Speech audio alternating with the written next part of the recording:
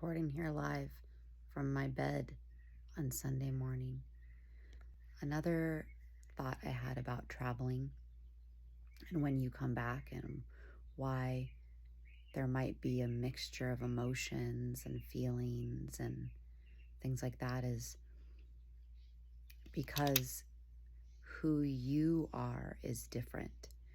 Who you are has changed through the adventure and the trip that you just went on, even in, if it seems like in small, not measurable, quantifiable ways.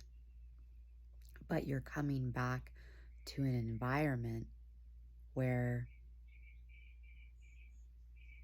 it's the same, quote unquote, like the same environment, the same, everything's in the same place, the same people, usually. So I remember when I came back from a lot of my study abroad trips, I experienced so much sadness and transition because who I was different. But often people would just ask me this blanket question like, how was your trip? And where do you even begin to answer a question like, how was your trip, when you've just gone on a trip like that? And even now, if you haven't gone on a seemingly big or huge trip or whatever, if someone asks you how your trip is, it's, where do you even begin? Sometimes it feels almost hard to describe in words and to even talk about. Like, yeah, you can say like, I did this and I did that, but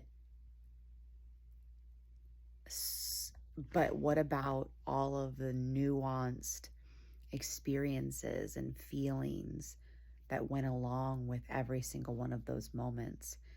Like, how can you fully actually recreate those for another person?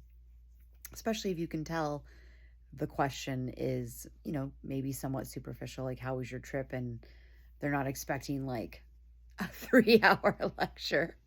All they're thinking of is